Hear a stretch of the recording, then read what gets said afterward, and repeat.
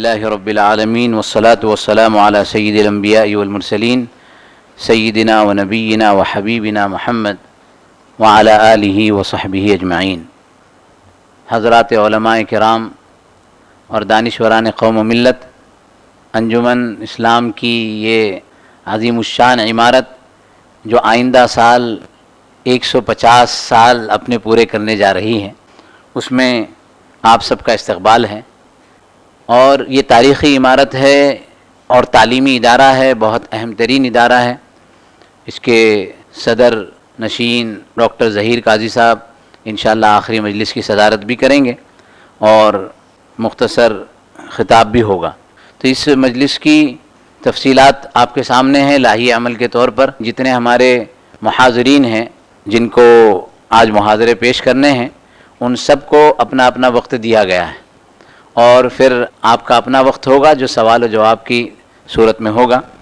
تو انشاءاللہ ہم بلا کسی تاخیر کے اس اول نشست کا آغاز کرتے ہیں، اور یہ پہلی نشست حضرت مفتی رفیق پورکر صاحب کی صدارت میں ہوگی، دوسری نشست حضرت مفتی طاہر صاحب کی صدارت میں ہوگی، تیسری نشست قاضی حسین صاحب کی صدارت میں ہوگی، اور چوتھی نشست ڈاکٹر ظہیر قاضی صاحب کی صدارت میں ہوگی۔ تو یہ 4 نشستوں کے 4 صدور ہیں، اور انشاءاللہ حضرت مولانا خالد سیف اللہ رحمانی صاحب دامت برکاتہم العالیہ ابھی تشریف ہی لا رہے ہیں۔ تو ہم قرآن کریم کی تلاوت سے اس مجلس کا آغاز کرتے ہیں۔ میں مفتی سعود ابن عبدالقادر مہاڑکر سے درخواست کرتا ہوں کہ قرآن کریم کی تلاوت پیش فرمائیں۔ اعوذ باللہ من الشیطان الرجیم، بسم اللہ الرحمن الرحیم۔ یا ایہا الذین آمنوا ان جاءکم فاسق بنبأ فتبینوا ان تصیبوا قوما بجہالة فتصبحوا على ما فعلتم نادمين۔ صدق اللہ العظیم۔ جی، قرآن کریم کی تلاوت کے بعد کلام اقبال کے چند اشعار پیش کرنے کے لیے مفتی سعود صاحب سے درخواست کرتا ہوں۔ کبھی اے نوجوان مسلم تدبر بھی کیا تو نے، او کیا گردوں تو جس کا ہے ایک ٹوٹا ہوا تارا، تجھے اس قوم نے پالا ہے یا گوشے محبت میں کچل ڈالا تھا جس نے پاؤں میں تاجے سرے دارا، تمدن آفری خلاق آئین جہاداری، او صحرائے عرب یعنی شتربانوں کا گہوارا۔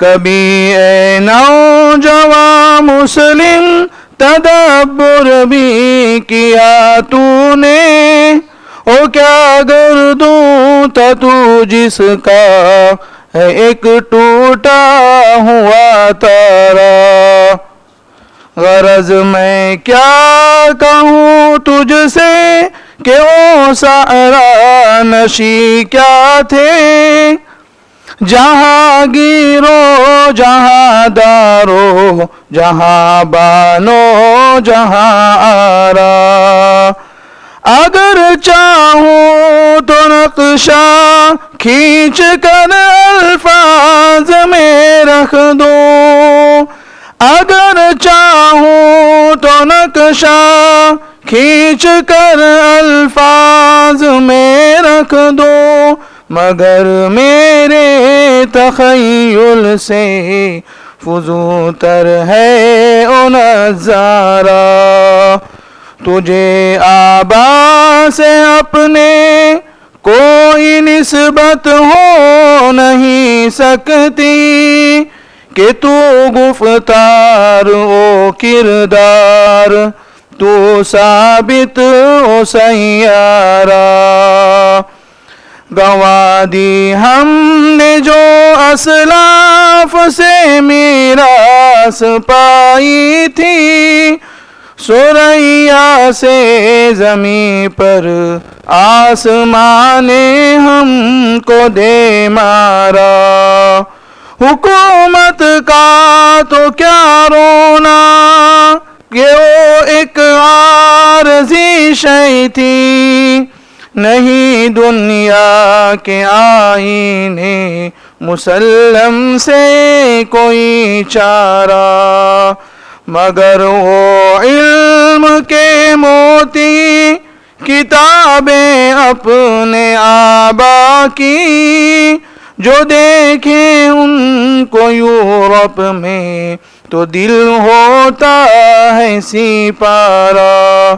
کبھی اے نوجوان مسلم تدبر بھی کیا تو نے، او کیا گردوں تا تو جس کا ہے ایک ٹوٹا ہوا تارا. ماشاءاللہ، یہ تو وہ اشعار ہیں جس کے اندر ایک ایک شعر میں، یہ پوری جو ہے غزل یا نظم ہے جس کے ایک ایک شعر میں اتنے معانی اور مفاہیم ہیں. ظاہر ہے کہ مشہور بھی ہے، آپ میں سے بہت سارے ساتھیوں نے اس کو سنا بھی ہوگا. بہرحال ہم آگے کی طرف چلتے ہیں. حضرت مفتی رفیق صاحب کی صدارت میں یہ مجلس ہیں اور حضرت انشاءاللہ تشریف ہی لا رہے ہیں.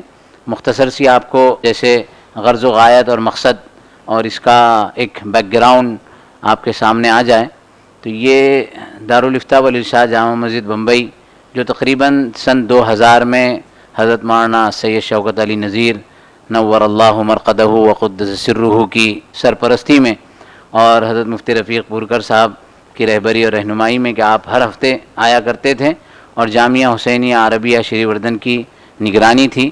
اور اس ضمن میں اس وقت 2009 میں دارالافتاء جامع مسجد میں قائم ہوا.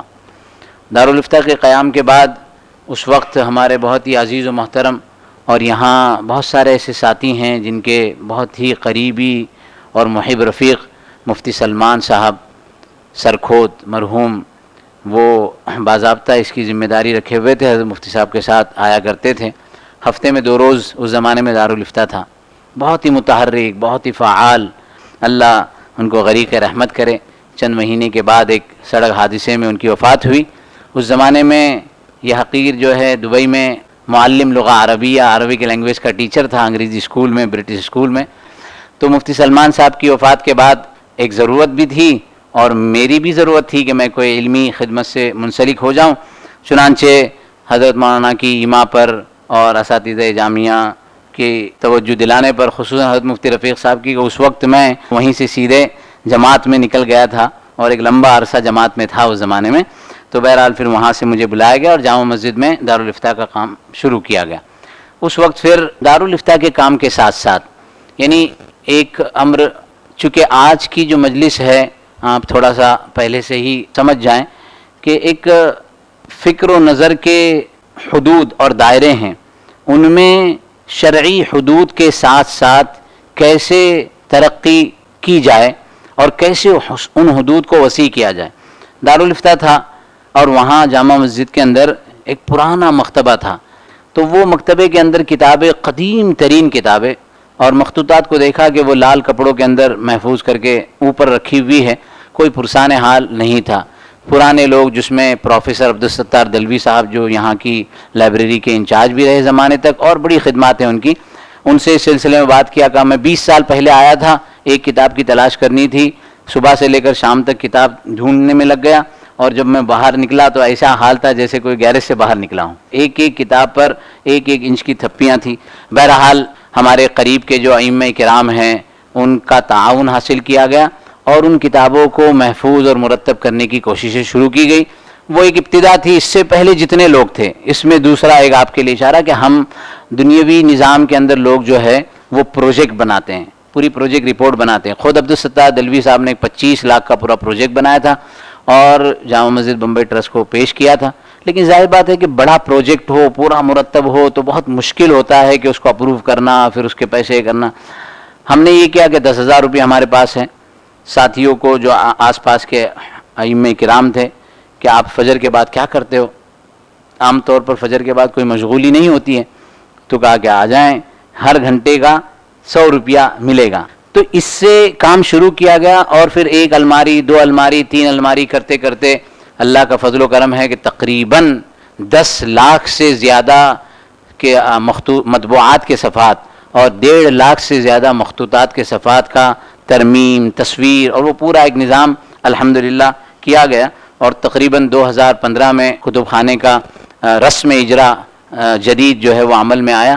اب کتب خانہ ہم میں سے انہوں نے دیکھ چکے ہیں کہ کتب خانہ مسجد کے میزنین فلور پر آ گیا ہے, اور ابھی بھی اس میں موقع بموقع جو ہے کتابوں میں اضافہ ہوتا ہے. ابھی ہم لوگوں نے 3 مہینے سے ایک تحریک شروع کی ہے انگریزی کتابوں کی, اس لیے کہ جامع مسجد بمبئی تاریخی مسجد ہونے کی وجہ سے مسلمان بلکہ بہت سارے برادران وطن بھی وہاں حاضری دیتے رہتے ہیں. اور ظاہر ہے کہ ہمارا جو اثاثہ ہے چونکہ قدیم ہے, ہمارے پاس مطبوعہ بھی 188 ایئرز 188 سال پرانا مطبوعہ ہے. یعنی آپ اگر دیکھیں گے طباعت کا دور ہی 150 سال کا ہے.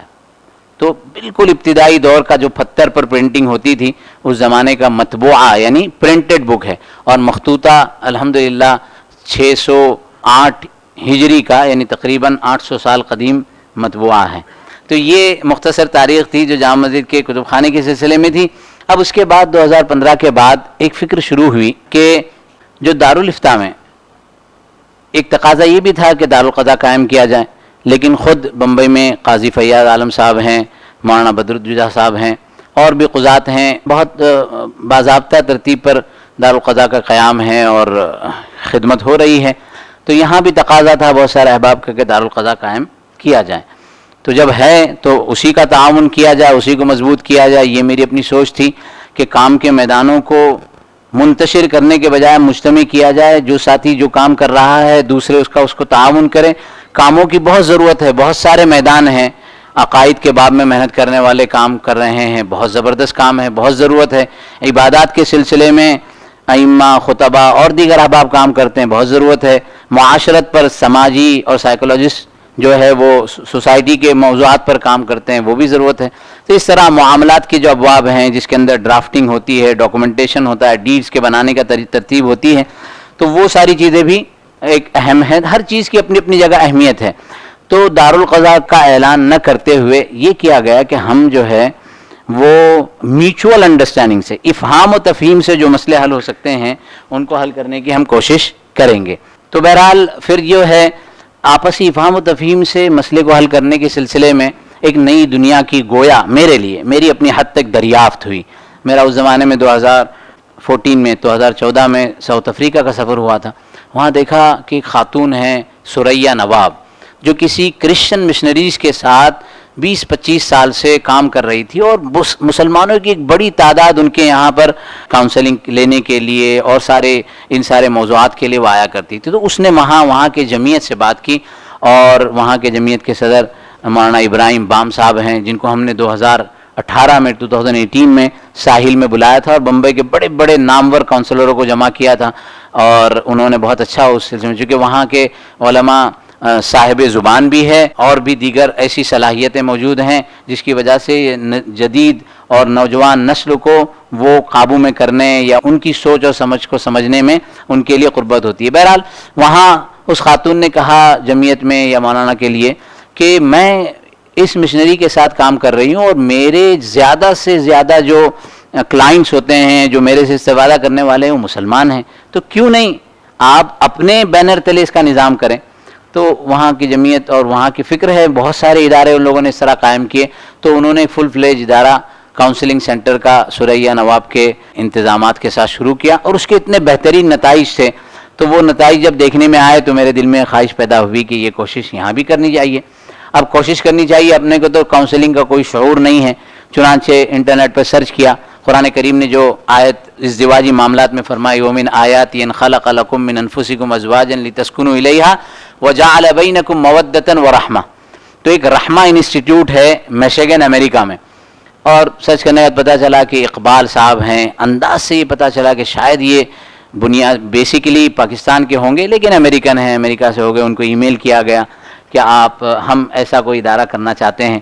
تو انہوں نے کہا اپنی ٹیم بناؤ. ہماری یہاں ٹیم بنائی گئی. انہوں نے آن لائن کئی ہفتوں تک سیشن دیے کہ اس طرح ترتیب ہوتی ہے، اس طرح ترتیب ہوتی ہے، لیکن اس میں آپ کوئی کورس بھی کر لیجئے. چنانچہ یہاں انڈیا میں بہت سارے ادارے ہیں.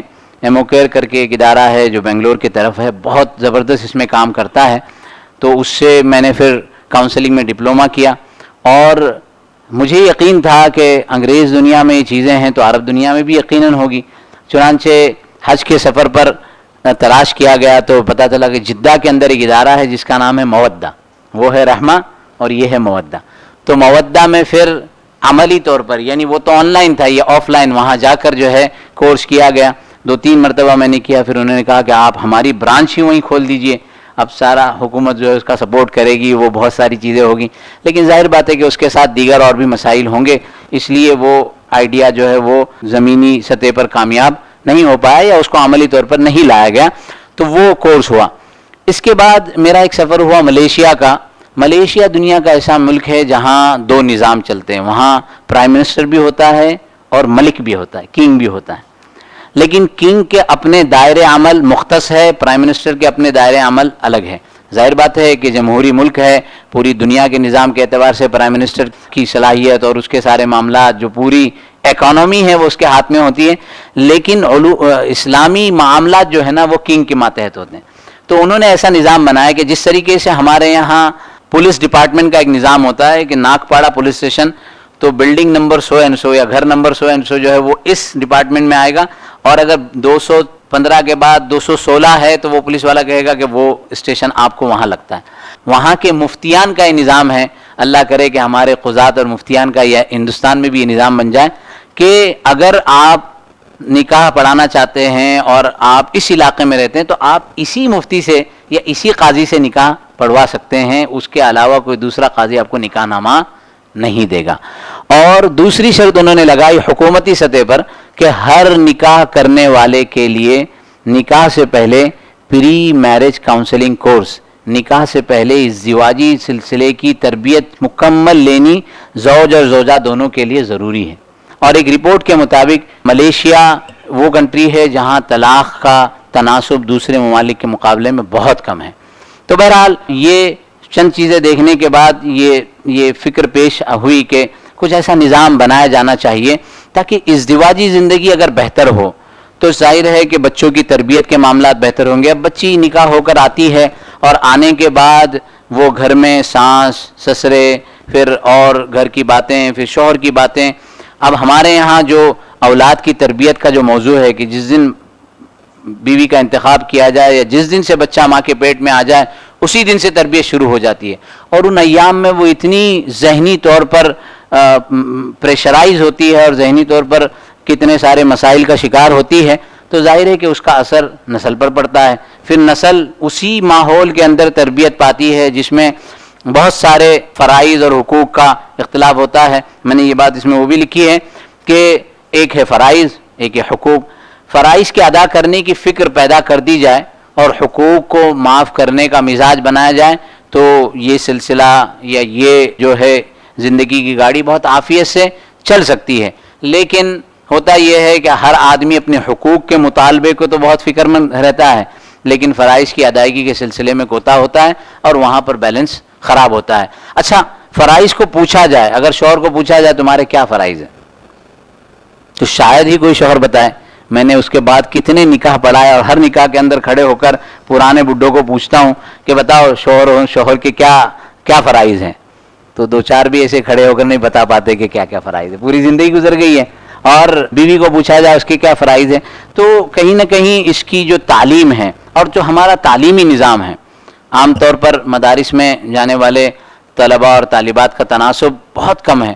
اس کے بالمقابل جو تعلیمی نظام ہے ہمارے پاس پچھلے دنوں میں ایسا نہیں ہے کہ سینٹر کا افتتاح کل ہو رہا ہے تو یہ کل ہی سے کام شروع ہوگا، اس سے پہلے بھی یہ کوششیں ہوتی رہی. تو ہم یہ سوال کرتے ہیں کہ آپ کیا ہیں؟ میں انجینئر ہے، ڈاکٹر ہے، MBA کیا ہے، کتنے سال پڑھے ہیں؟ 17 سال، 18 سال، 20 سال. اس 20 سال کے عرصے میں آپ نے کوئی کتاب اس ازدواجی زندگی پر پڑھی ہے، میرٹل لائف پر پڑھی ہے، یا آپ کے اپنے حقوق کیا ہیں، آپ کے اپنے فرائض کیا ہیں؟ عام طور پر ان کا جواب، مسائل کے باوجود، ان کے گھر میں مسائل ہیں، اس کے باوجود وہ اس سلسلے میں کوئی تعلیم حاصل نہیں کرتے.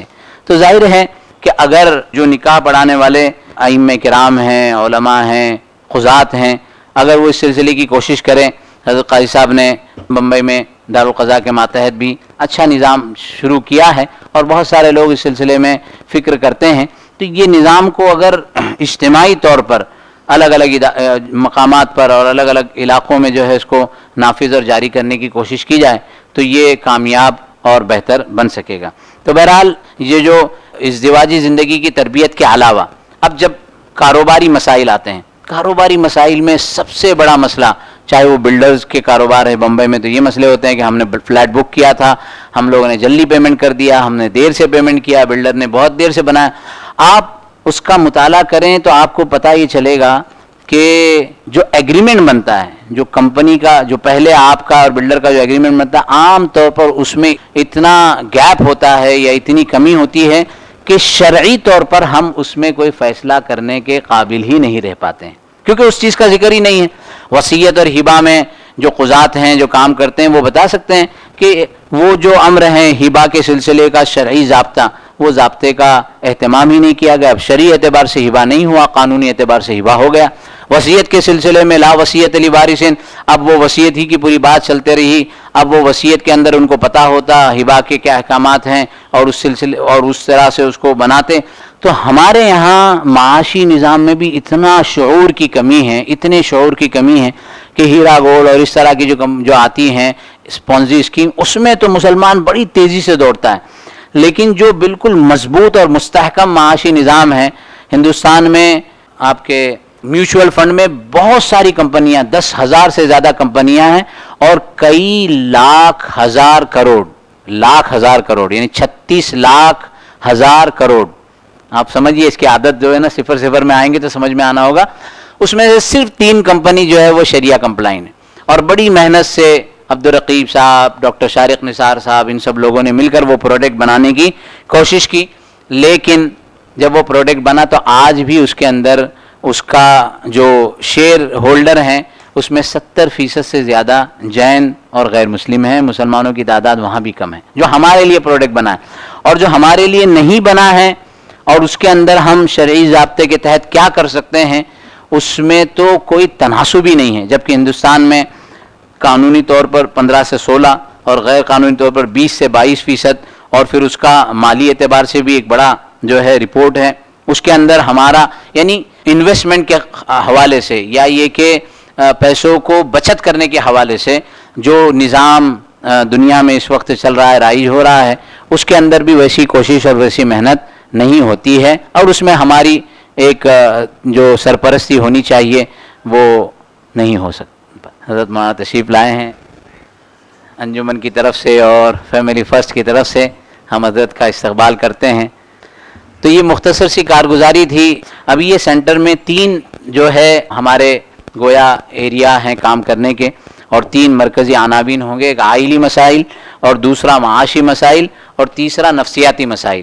تو یہ 3 موضوعات ہیں اور ان موضوعات پر انشاءاللہ کوشش کریں گے کام کرنے کی. آپ کو زحمت دینے اور دعوت دینے کی وجہ صرف یہ نہیں ہے کہ ہم کہتے رہیں اور آپ سنتے رہیں، اسی لیے آپ میں سے ہر ایک کے سامنے مائک ہے. آپ کو پیڈ بھی دیا گیا ہے، آپ اپنے سوالات کو یا اپنے مشوروں کو، اس لیے کہ یہ ہم سب کو مل جل کے کرنا ہے. ہم بالکل اس میدان کے طفل مکتب ہیں. ابھی یہ عزم ہے کہ اس سلسلے میں کوشش کی جائے، اور جامع مسجد بمبئی کے اندر اگر ایک ماڈل پلان اس سلسلے کا بن جائے تو اس میں اس کو ریپلیکیٹ کرنے، اس کو کاپی کرنے کے لیے بہت آسانی ہوگی کہ بہت سے اور مقامات پر اس کو شروع کیا جائے گا. اور جتنے چہرے مجھے نظر آ رہے ہیں ان میں اکثر چہرے ایسے ہیں جو ملتے جلتے ہیں، بلکہ ان میں سے کچھ چہرے وہ ہیں جو اس میدان میں مجھ سے کئی گنا آگے ہیں اور نالج بھی رکھتے ہیں، تجربہ بھی رکھتے ہیں. تو ظاہر بات ہے کہ ان کے تجربے سے، ان کے علم سے ہم فیضیاب ہوں گے.